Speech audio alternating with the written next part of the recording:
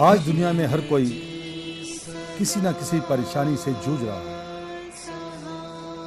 और हर शख्स उन परेशानियों का हल बाहरी दुनिया में ढूंढने की कोशिश कर रहा है। लेकिन सच्चाई यह है कि हर मुश्किल, हर परेशानी का हल उसके अंदर छिपा है। शुक्राना गुरुजी की इस कड़ी में हम बात करेंगे विनीत पुरी जी से और जानेंगे कैसे लोगों ने गुरुजी की शरण में आकर अपने जीवन को रूपांतरित किया।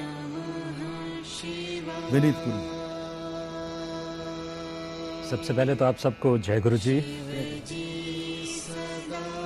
हमारे परम पूज्य महाशिव, हमारे प्यारे गुरु जी के चरण में कोटि कोटि प्रणाम। क्योंकि प्रोग्राम का नाम शुक्राना है तो सबसे पहले शुक्राना करना चाहूँगा मैं गुरु जी महाराज का कि उन्होंने आप तीनों को और आपकी टीम में ये सोच दी कि आप इस तरह का प्रोग्राम, इस तरह का कोई कार्यक्रम लेकर आएँ जिससे जो नई संगत आ रही है या इवन जो पुरानी संगत है उनके ज्ञान चक्षु खुलें कुछ हद तक। तो आप तो तीनों को बहुत बहुत मुबारकबाद। सबसे पहले तो जैसे कि हम जानते हैं गुरुजी महाशिव का रूप है, सृष्टिकर्ता हैं।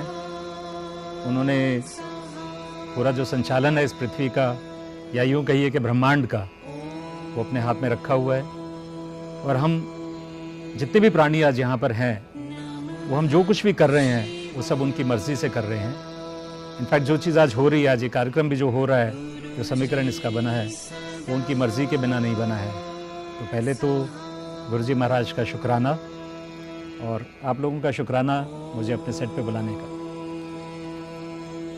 विनीत जी, आप गुरु जी के साथ कब से जुड़े हो? देखिए, ये सवाल जितना साधारण लगता है और हम कहें कि अगर इसको कैलेंडर पे अगर हम इस चीज़ को अगर देख के बताएं तो आमतौर पे जो जितने भी लोग इस बात का जवाब देते हैं वो मुझे लगता है कि वो गलत जवाब देते हैं। मैं विज्ञान से संबंध रखता हूँ, अध्यात्म से भी थोड़ा बहुत लगाव है गुरु जी की कृपा से। तो मैं अपनी बात को एक अलग अंदाज में रखना चाहूँगा। तो मैं एक उदाहरण के तौर पे आपको बताना चाहूँगा कि मान लीजिए एक माली है, वो एक बीज को धरती के अंदर 8-10 इंच का खड्डा जो है वो खोद के रख डालता है और उसको रोज वो सींचता है खाद से, पानी से, उसको धूप भी लगती है। उस बीज का जब तक वो अंकुरित नहीं होता, वो धरती का सीना फाड़ के जब तक बाहर नहीं निकलता है, तब तक उसे पता नहीं चलता है कि जो माली है वो कौन है, किसने उस बीज की नींव रखी थी, किसने उसको सींचा है उतने दिनों तक जब तक वो बाहर खुले आसमान में आके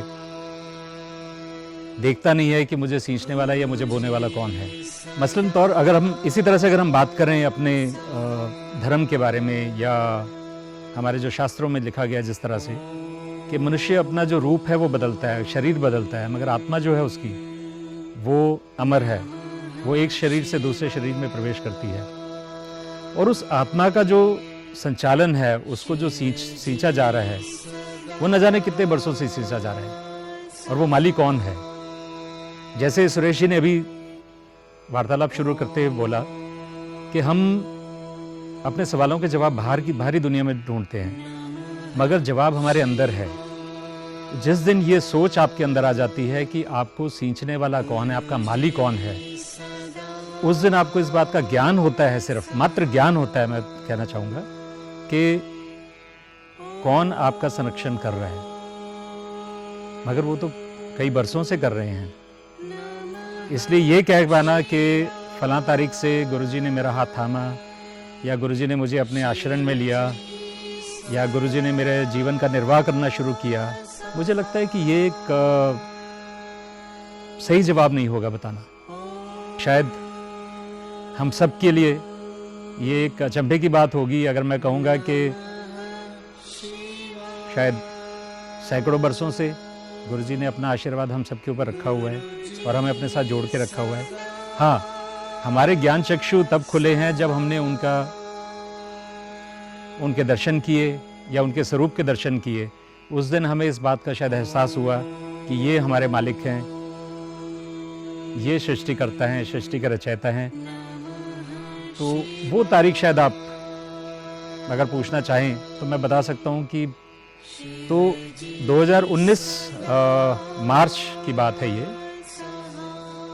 4 मार्च, अगर मैं बिल्कुल सही मायने में अगर बताऊँ आपको तारीख, तो 4 मार्च 2019 के दिन एक फ़ोन आता है मेरी वाइफ को, और मेरे बचपन के एक दोस्त कह लीजिए, उनके यहाँ से उन्होंने हमें सत्संग के लिए इनवाइट किया गुरुजी के। और इत्तेफाकन ये सत्संग मेरे जन्मदिन वाले दिन रखा गया था, जो कि 5 मार्च को होता है। और मैं न जाने किस वजह से उनको ना नहीं कर पाया उस दिन आने के लिए।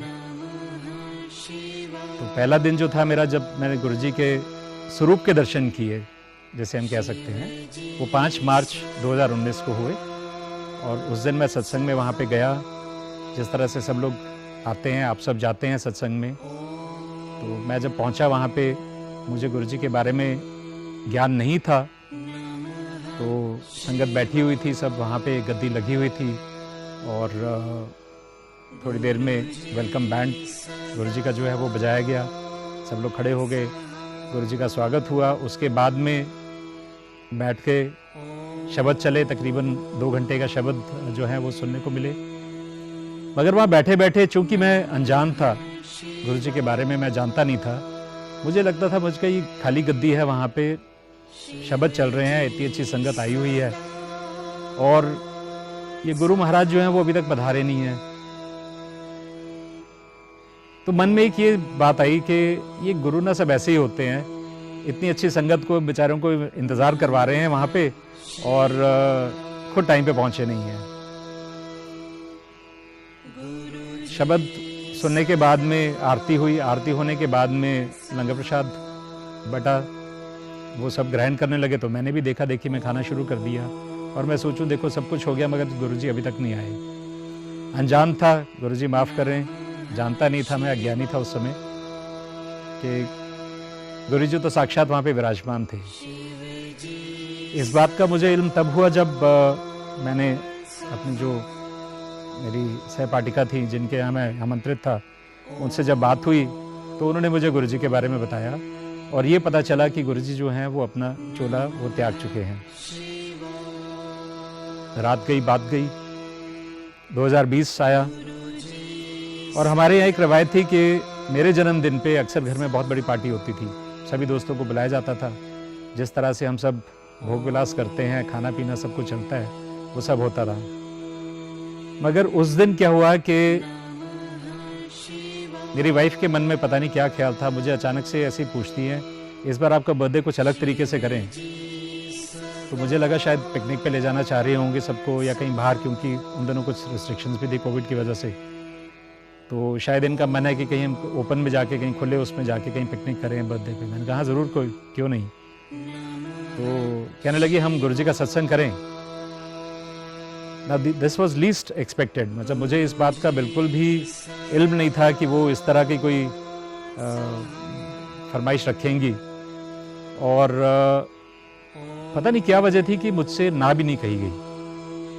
अब वजह धीरे धीरे बाद में समझ आती है, लेकिन उस समय मुझे इस बात का कतई ज्ञान नहीं था। और हमने सत्संग का इनवाइट बनाया, और इस सोच में बैठ गए कि सत्संग करना कहाँ पे है, क्योंकि कोविड की रिस्ट्रिक्शंस थी, लोगों को घर के अंदर आने नहीं दे सकते थे।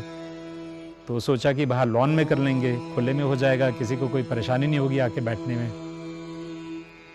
मगर कहीं मन में एक ये सवाल था कि पहली बार अगर गुरुजी को बुला रहे हैं तो उनको घर के बाहर बिठा देंगे तो वो थोड़ा सा अजीब सा लगेगा, कहीं गुरुजी बुरा ना मान जाए। अब देखिए, ये सवाल धीरे धीरे अपने आप मन में आने शुरू हो गए थे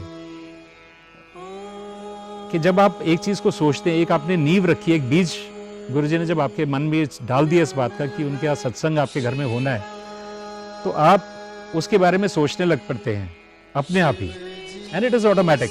you know, that is how he starts attracting you towards himself, he starts holding you। और मुझे याद है कि हम बड़ी दुविधा के साथ 4 मार्च की रात को सोए, मैं और मेरी वाइफ, और अगले दिन 5 मार्च को मेरी वाइफ सुबह उठी हैं और मुझे कहती हैं कि गुरुजी ने मुझे बता दिया कि हमने कहाँ पे करना है।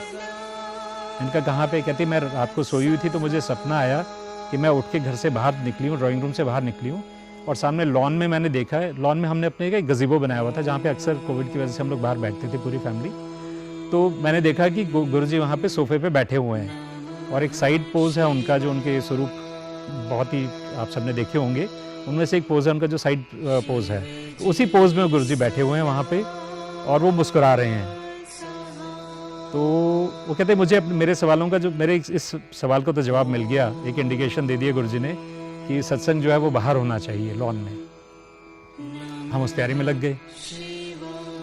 अब देखिए इत्तेफाकन उस दिन मेरी पीठ में बहुत ज़बरदस्त दर्द थी और ये ऐसी दर्द थी कि मुझे नीचे बैठने में परेशानी हो रही थी बहुत ज़्यादा। इवन मैं कुर्सी पे भी बहुत ज़्यादा देर तक बैठ नहीं पा रहा था और मन में कहीं ना कहीं ये शंका थी और इस बात का भय भी था कि मैं सारी संगत के सामने नीचे बहुत ज़्यादा देर तक बैठ नहीं पाया तो अच्छा नहीं लगेगा कि मैं कि गुरुजी के शान के खिलाफ मैं सामने कुर्सी रख के बैठूं। पता नहीं क्या हुआ, शाम को गुरुजी का स्वरूप हमारे एक मित्र हैं बड़े अजीज़, वो लेके आए और मानो साक्षात गुरुजी घर में प्रवेश कर गए।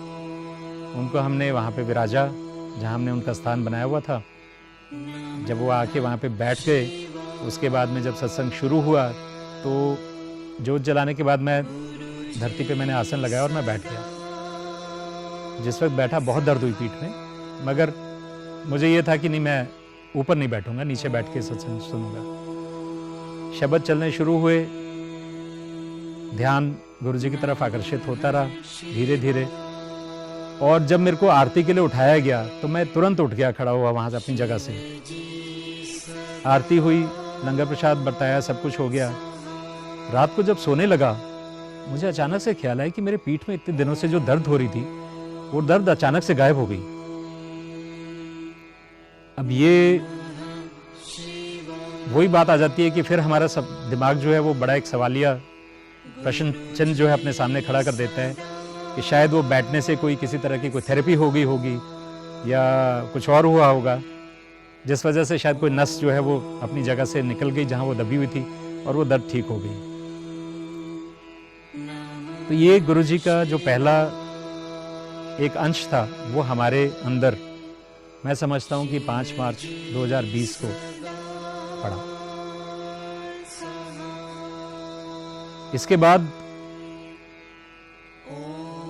जैसे जैसे दिन बीतने लगे, हर रोज अपने अंदर कुछ ना कुछ तब्दीलियां देखने को मिली।